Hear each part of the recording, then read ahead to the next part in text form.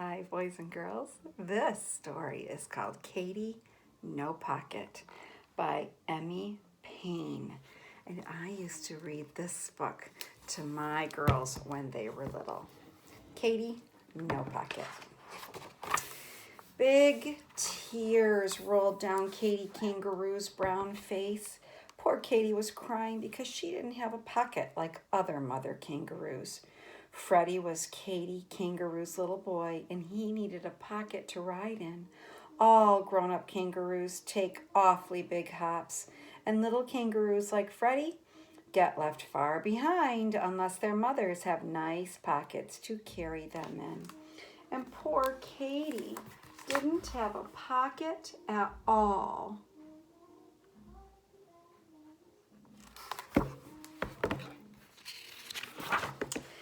Katy Kangaroo cried just thinking about it, and Freddie cried too. Then, all of a sudden, Katy had a wonderful idea. It was so wonderful, she jumped 6 feet up in the air. The idea was this. Other animal mothers had children, and they didn't have any pockets. She'd go and ask one of them how they carried their babies. Freddie looked all around to see whom to ask, and Katy looked all around to see too. And what they both saw were 2 bubbles rising up from the river right beside them.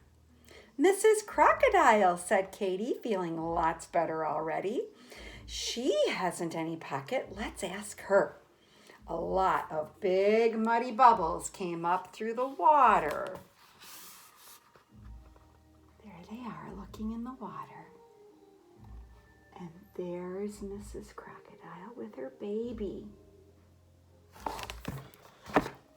So a lot of big muddy bubbles came up through the water, and then Mrs. Crocodile stuck her head up and opened her enormous mouth and smiled. "Why, Katy Kangaroo, what can I do for you today?" "Please, Mrs. Crocodile, I am so sad," said Katy. "I have no pockets, and Freddie has to walk wherever we go, and he gets tired. Oh dear, and she started to cry again. The crocodile began to cry too, and then she said, but what can I do?" "You can tell me how to carry Freddie," said Katy. "How do you carry little Catherine Crocodile? Oh, please do tell."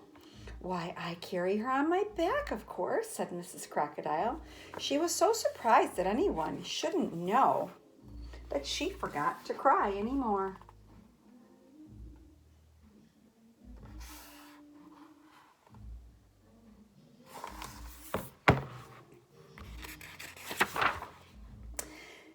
Katy was pleased. She said thank you, and as soon as she got to a good squatting down place, she squatted and said, "Now, Freddie, climb on my back. After this, it will be so simple, no trouble at all." But it wasn't simple.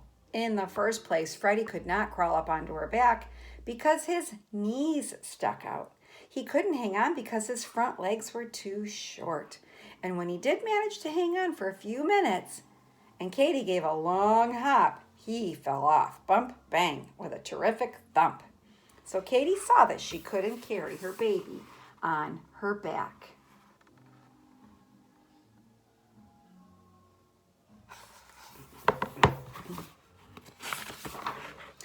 Katy and Freddie sat down again and thought. "I know, I'll ask Mrs. Monkey. I'm sure she can help me." So Katy and Freddie set off for the forest, and very soon they found Mrs. Monkey. She had her young son, Jocko, with her, and Katy Kangaroo hurried so to catch up with them that she was almost out of breath. But finally she managed to squeak, "Mrs. Monkey, please, how do you carry Jocko?" "Why, in my arms, of course," said Mrs. Monkey. "How else would any sensible animal carry anything?" And she whisked away through the trees. "Oh dear," said Katy, and a great big tear ran across her long nose. "I can't carry anything in these short little arms. Oh dear." She wasn't any help at all. "What are we going to do?" And she just sat down and cried harder.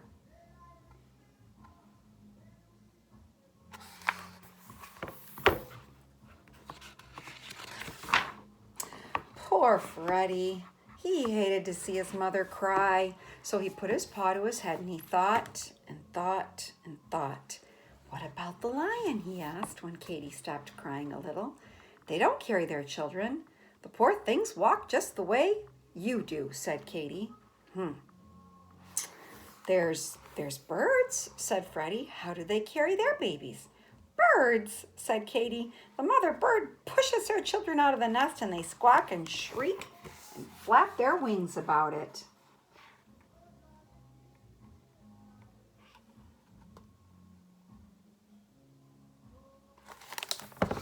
That's not going to help. Then all at once, Katy Kangaroo stopped crying and looked at Freddie. They do say that the owl knows almost everything, she said slowly. Well, then, for goodness sakes, let's ask him, said Freddie. They found the owl asleep in the old dead tree.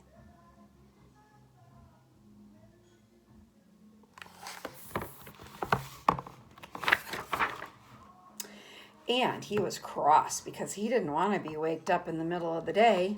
But when he saw that Katy was so sad, he came out blinking and ruffling his feathers and said in a scratchy voice, well, what is it? Speak up and speak loudly. I'm as deaf as a post.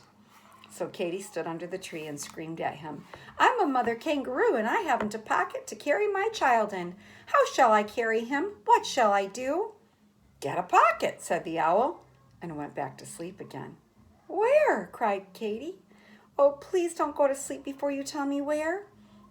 How should I know, said the owl. They sell that sort of thing in the city, I believe. Now kindly go away and let me sleep. The city, said Katy, and looked at Freddie with big round eyes. Of course, we'll go to the city.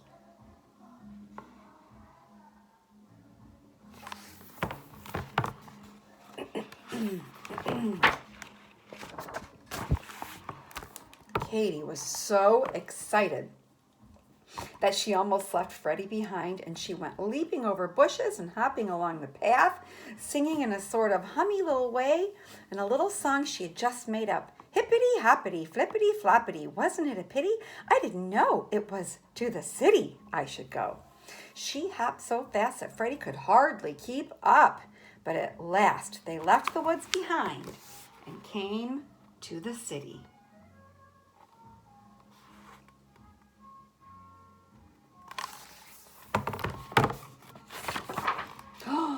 Where there were stores and houses and automobiles. The people all stared and stared at Katy, but she didn't notice it.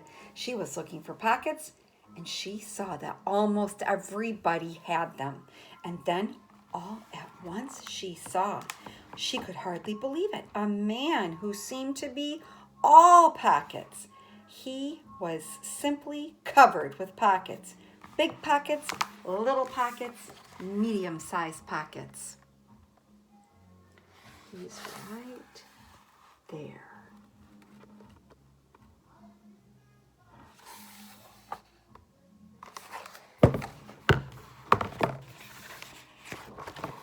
Katy went up to him and laid a paw on his arm.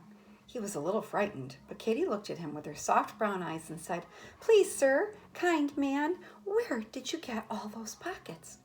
These pockets, he said. You want to know where I got all these pockets? Why, they just came with the apron, of course. You mean you can really get something to put on with all those pockets already in it? Asked Katy. Sure you can, said the man. I keep my hammer and nails and tools in my pockets, but I can get another apron, so I'll give you mine. And he took off the apron.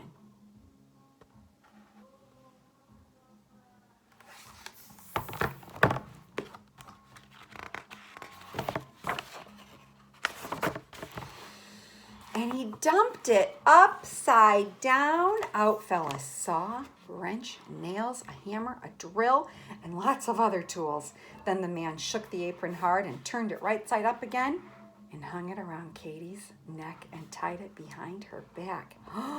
Katy was so pleased and excited and happy that she couldn't speak. She just stood still and looked down at the pockets and smiled and smiled and smiled.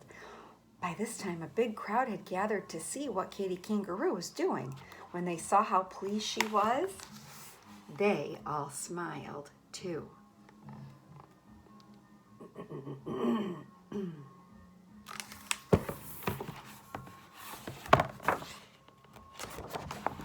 At last, Katy was able to say thank you to the nice, kind man. And then what do you think she did? She popped Freddie into a very comfortable pocket and she hippity-hopped home faster than ever before because, of course, she did not have to wait for Freddie. Look how fast she's going.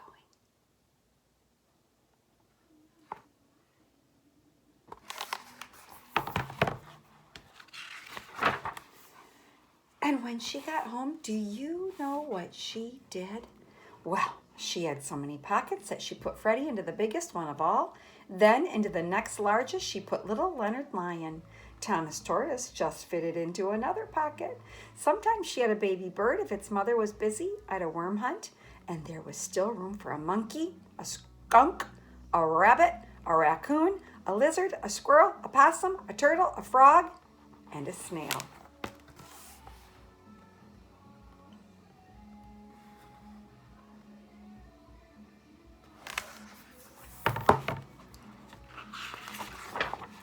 So now all the animals like Katy's pockets better than any other pockets in the whole forest. And Katy Kangaroo is very happy because now she has more pockets than any mother kangaroo in the world.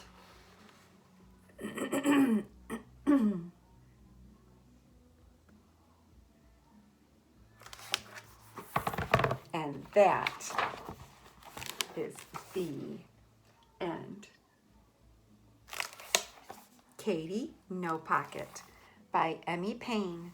Pictures by H.A. Ray. I sure hope you enjoyed.